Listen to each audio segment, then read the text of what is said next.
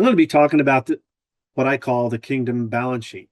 And I want you to know and understand something that you are really richer than you've ever really thought you were.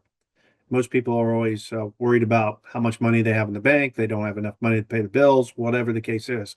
And why most men just don't have they don't have a money problem. They have a stewardship problem.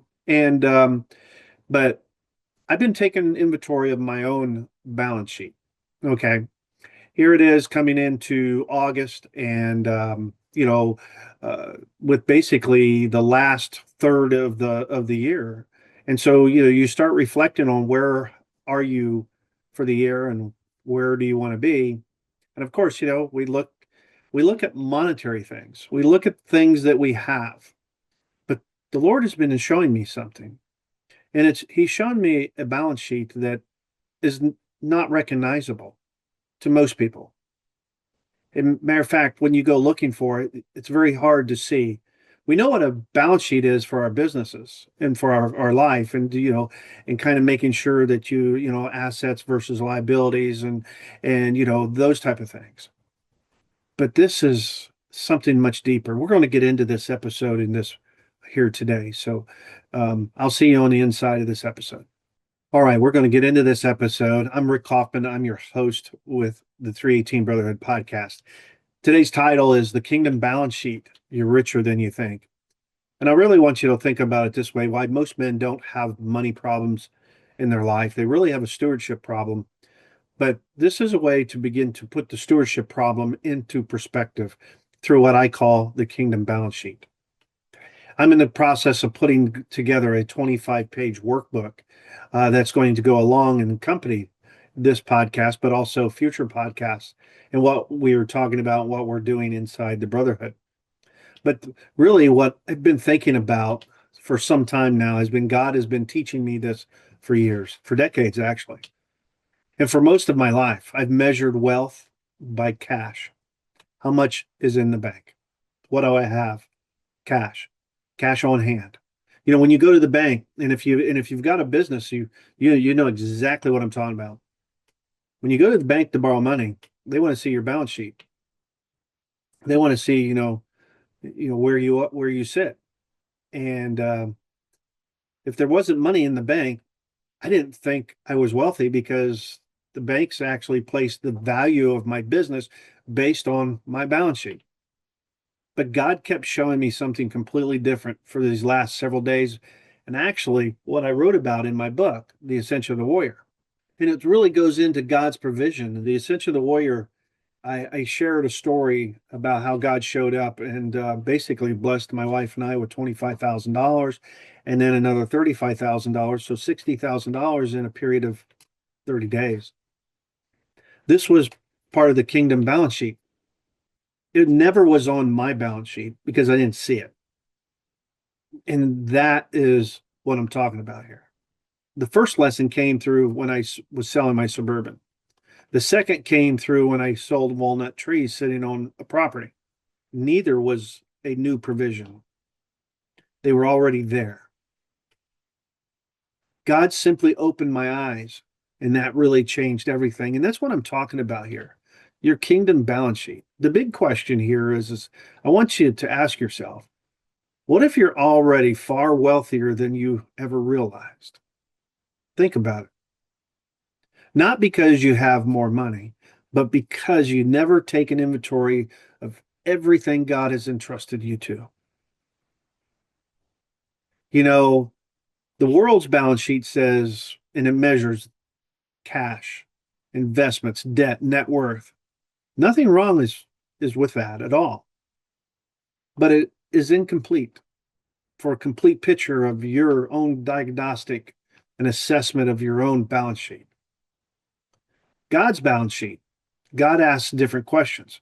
What have I entrusted you with? What are you doing with it? And how are you multiplying it? Are you stewarding it?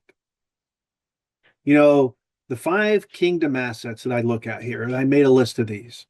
This is where, we can start and actually come back to this if you can't do it right now, but write these down. The asset number 1, and these are assets. See, most people function based on liabilities. Your car's a liability. Your home's a liability. All your bills are liabilities.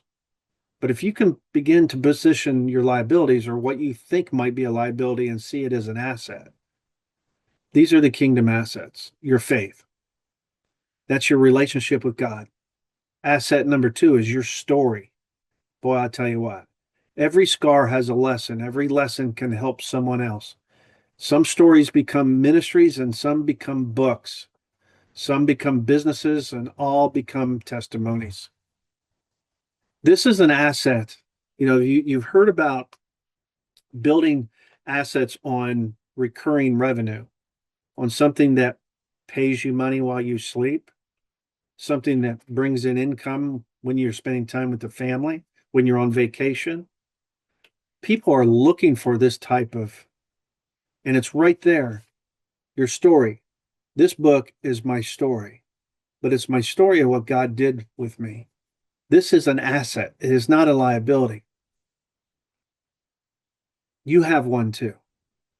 Asset number 3 is your skills. What can you do?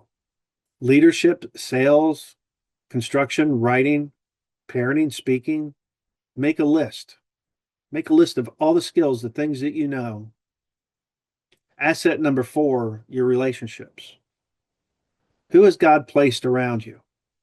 Before I jump into asset number 5, I want to just say with the asset number 4, you may want to, when you make out this list of relationships, you're going to, and we go much deeper into this in the workbook, but you also need to look at each individual relationship.